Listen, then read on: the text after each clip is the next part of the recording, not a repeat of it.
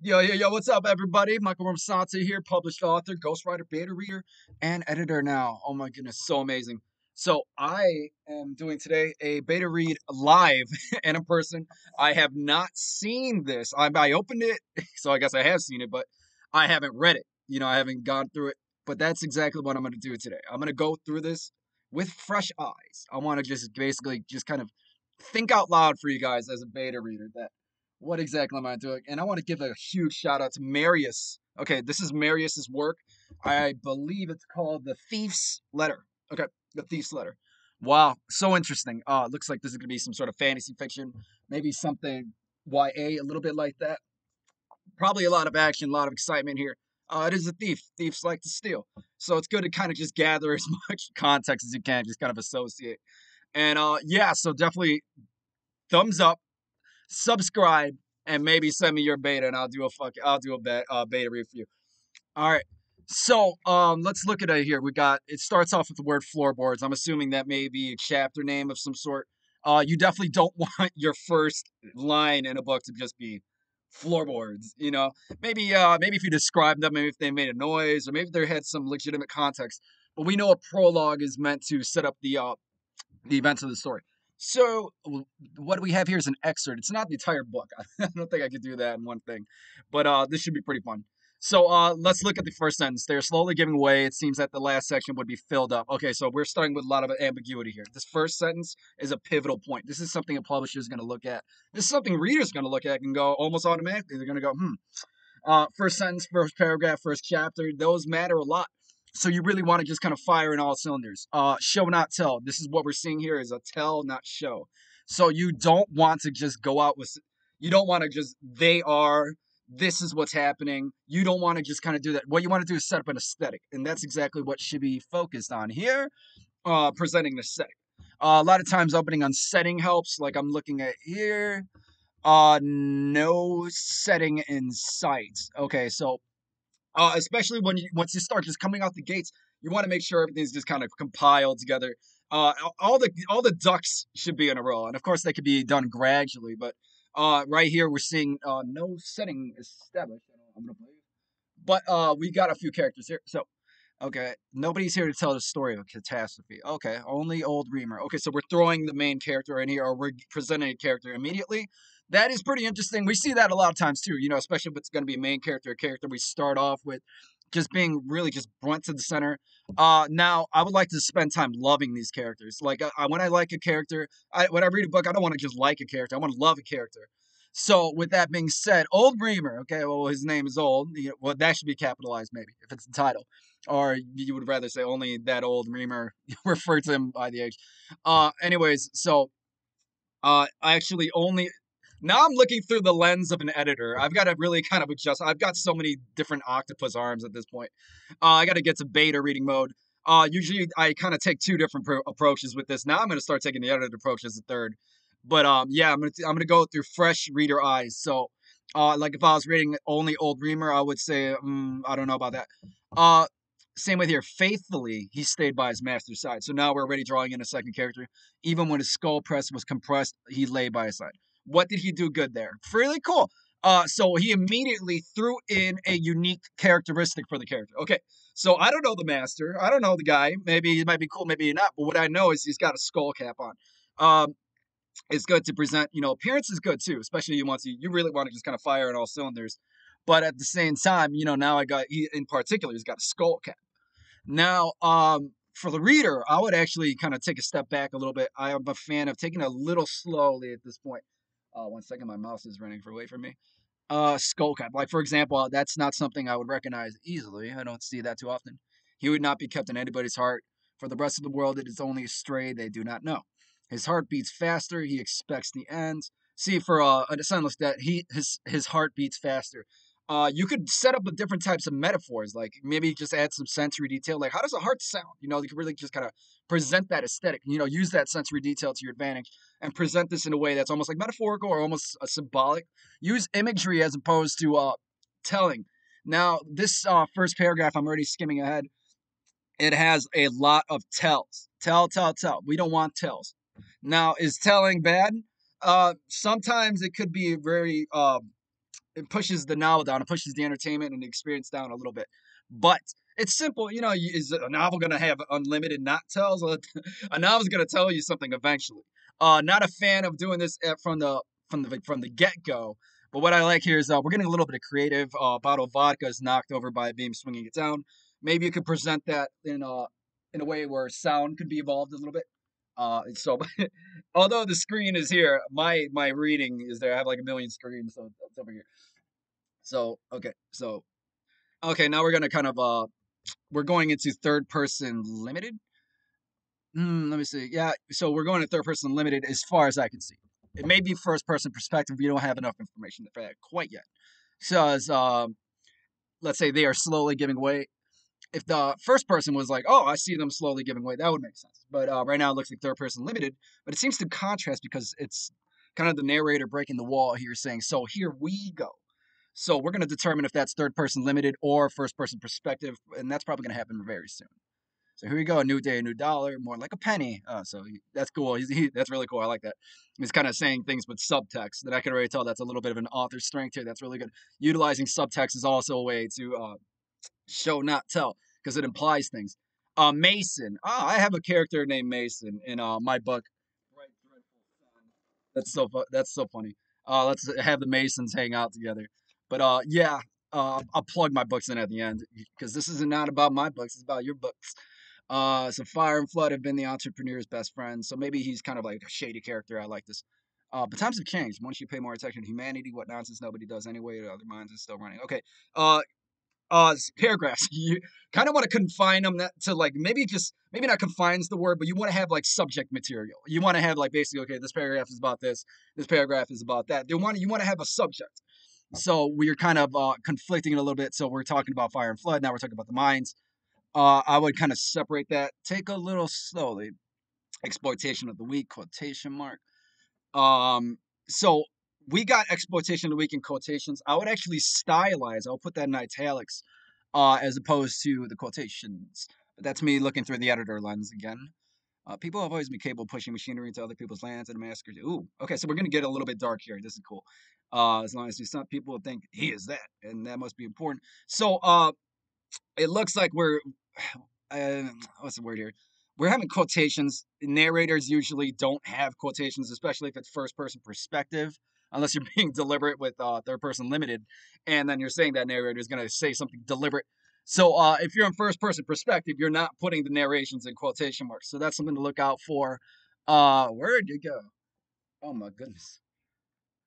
Did it speed all the way to down? Yeah, they went all the way down to the bottom of the page.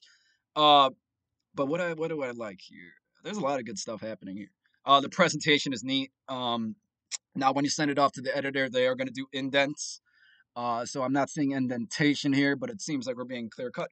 This is something I love. Okay, so I love when there's symmetrical. I love when there's balance, and the mind loves that too. So we hear it's psychology. I'm a psychology major as well. So what we understand a lot about the brain enjoys symmetry and it loves creativity, deviation with purpose. So be careful with that. Everything seems really balanced here. I want these main characters to kind of start getting into the mix a little bit with their dialogue. I want to start knowing them. Stupid Mason, there you go, but not thought properly. Interesting. Now, Mason, here's something I say about characters just off the get go. It should be to the point, you should describe it to the point where if you saw them walking on the street, you would be able to recognize them. So focus on relatability, focus on memorability, and focus on unique characteristics. Very cool. So it looks like we have a third character coming in here, the analyst. So no room for a name. Obviously, no room for description. Might not be an important character. Do we want non-important characters here at this point in the novel? I would say no. But maybe if Mason kind of just noted that, hey, the analyst said that instead of the analyst answers, growth opportunities are diminished, drenched in sweat. Okay, like not scheduled, human like that. The documents are shred. So in the afternoon, anyone rudimentarily understood this language. Jason has, and he has elevated vocabulary. This is good. It's not remedial, but it's not dumbed down. It's nice where I would expect this level of reading to be. You don't have to go wild with vocabulary, but if you have like a level 2 vocabulary, I appreciate that. I think readers do too, because sometimes readers want to have a novel that doesn't look amateur, doesn't sound amateur, but also at the same time they don't want too complicated. So if I feel like I would call this almost like a level 2 vocabulary, where he has the vocabulary elevated but under control. So and these are just generic words like controversial, growth opportunities, diminished. These are words that I would appreciate, as opposed because to like radio or a lot of different things. The goal must be to look to the future. The signal here is now. I'm going more of the line by line level. I don't have time to go through the entirety of the plot. Usually these beta reads take me hours on hours and hours. I'm doing a speed beta read is what I'm doing right here. So hopefully that's appreciated. So it looks like we've gone into a chapter break. We've got a page break in between. If I was editing, I'd put this here back up. Core of romance. Romance. Throwing sharpened sticks against massive fur monsters has always led Ku to this goal. Okay, so we're being thrust in here. Uh, what's the word here? With a new character, new main character. This is something that I would not recommend. Take a good character, make it lovable, make it memorable, elevate the character, and stick with the character. We don't want to have undescriptive characters thrown around too much. We want a memorable, lovable character, somebody we can relate with. I'm hoping Ku could kind of take that because Mason, I thought, was good opportunity for that. His pal had the unique characteristic. This man, Ku, the decade's beautiful blue planet made him grow and gather strength. Sweet. Surely luck has a lot to do with the background. I read fast in my brain, and I'm trying to put here. He told us to a murder. So we're getting some dark elements here. I would love to see where that goes. I would like to see if this dark elements actually kind of evolves into something that we're actually going to be able to see. Fermented food alone, however, is not real entertainment. Go to the other warriors. Okay, warriors. So now we're in kind of almost like a fantasy world, maybe sci-fi world where people are going to start fighting. I knew this from the get-go that there was going to be a little bit of action in here. Thief's letter. But who is the thief? Who is the letter? I would recommend changing this title. Um, why would I recommend doing that? For SEO purposes, definitely. Thief letter, very generic name. So if you're looking up, let's say you're on Amazon, looking up thief this, there's gonna be a whole bunch of different things. So maybe just a unique word in the title, something that'll make your SEO stand out, but also something that's representative of the story. So let's see here. Clause taking me now. One thing about this novel is there's a lot of telling. There's a lot of telling. Look for statements that are just like, I feel like they're almost like poking. You know what I mean? Like poking, like, this is what's going down. This is what's going to happen. That's this. Uh, you don't want too many of those. You want to have a healthy balance. So if you're going to have a tell, maybe not put it at the front of the chapter, the paragraph transition in, but as you see here, but why? Kind of asking rhetorical questions. So we're kind of boarding this odd first person, third person limited kind of like wavy gray area. I like it to be crystal clear. So maybe if you're deliberate with first person, maybe throw an I in there. Like I see this, I am this, I look at that. So third person limited, we can utilize rhetorical questions with third person limited. If you're in third person omniscient, which is where the narrator knows everything, you do not use rhetorical words. So seems to be almost like a series of short stories. The light in their eyes. See, there you go. Little bit of a tell right there. How does it feel to have light in your eyes? What is there any emotion that happens? What can we do with that? Beautiful, that's nice, but beautiful, what makes it beautiful? The glow in every soul. What a pity that these diamonds, the pure heart reflecting on them. So it looks like diamonds are the subject of this story, possibly, or at least this paragraph. Herbs of nature, scramble prehistoric knowledge, just reading. Find your impact statement. So this is something for more like college papers, maybe like, like when you're writing, this can apply to writing as well. You want an impact statement, but with writing and fiction, it's not going to be plastered on the title. It's not going to be plastered at the top of the page like when you're writing an APA style college paper. But you want to basically make it subtle. You want to say, okay, this is what the story is going to be about. And you want to basically kind of pepper it in there. You know what I mean? So like let's say if you're cooking a steak, you want to make it sure that you can see the steak. You don't want to just cover it in ingredients. You want to make sure the steak is well cooked and then elevate. So what are we seeing here? We're seeing, where can we find the steak is what I'm trying to find. What is the direct subject of this? Because what we're seeing here is a lot of descriptions about kind of ambiguous things. What I wish is what I'm looking for here is something more specific. People, it seems to be the theme. Now, there's a difference between theme and subject. Okay, very similar. Don't get me wrong. They're almost tumultuous, but tumultuous. That's not a word. uh, Synonymous. They're almost synonymous, but they're not. They're not exactly the same thing. Oh, that's it. That's all. That's the whole book. Okay. So wow, advance. What can we do? We're at 15 minutes. I wanted to keep this a little bit more short of a video, but 15 minutes is not a problem. I think I'm gonna start doing a lot more of these beta read lives because I think, I got the Fiverr gig. I'm 5-star on there, but I love just beta reading in general. I got no orders right now, so I think I'm gonna start doing a lot more of these live beta reads, and then it's kind of a little bit of a payoff. A lot of people expect beta reads to be free. Okay, should they be free? Should is a very strong word. Now, if you're doing what I'm doing right now, what I just did, that's something that could probably be free. Okay, that's something I would definitely recommend as being free. That's your pal, like just kind of running through it. Now, if you're doing an APA, you're like when I do my beta reads, it comes with 100 pages of material. It comes with line by line edits. Uh, Sometimes, if the author lets me ghostwrite a little bit, I'll do some of that. If they want me to edit, I'll pepper some of that in there. That's worth a lot of money because writing an APA college level report within itself is a huge thing. But what I just did, that's something I would be glad to do, especially if on video. So this was a very good experience. So Marius, thank you so much for letting me do this. Shout out. Get this out there. Go ahead. Work on your clarity. Okay, work on clarity, work on conciseness. What I love is how you're building this aesthetic. In a way, you're kind of presenting a dark, over encompassing thing. I feel like you're really trying to get a big, wide picture. And that's really cool. Learn to combine that with some conciseness because there are authors that actually are on the other side of the coin where things are too concise. And it's like, what's the point of all this? You know what I mean? Uh, so I would do that. Your presentation is neat. I like the presentation. It's neat. Nothing's cluttered. Your dialogue breaks are within the midst of the paragraphs, which is pretty interesting. A lot of times in fantasy fiction, there'll be scattered dialogue. Um, and sometimes there's no rhyme or reason to it. So I'm glad that there's some dialogue here, but it's not asymmetrical. Oh my goodness.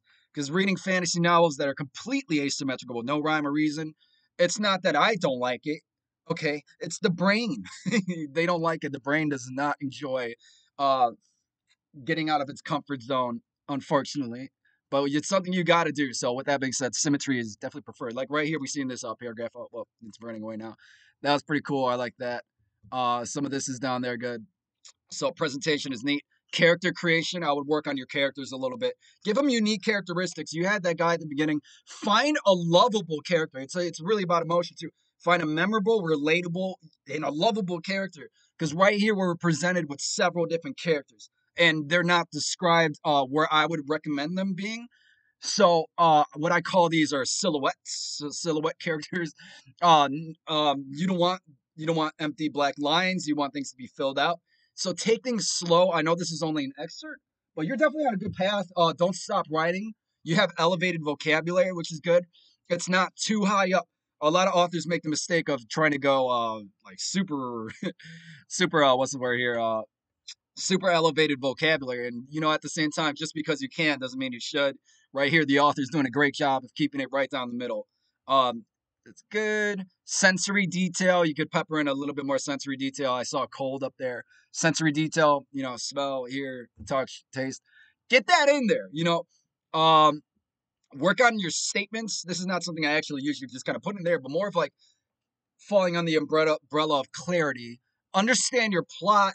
Know what kind of plot you're doing because these seem almost like it's almost poetic in a way because it's more all encompassing as opposed to like a direct plot. So if you're writing a novel, you're going to want a plot and you want this stuff peppered within the midst of the plot to kind of like help elevate it. Right here, it doesn't seem like there's, the critical elements of plot are not present. As in like well, they're not all present. Like we want your introduction, your inciting incident, your stages of the rising action, climactic rise, climax, falling action, resolution. So work on these elements, make sure they are there. A lot of people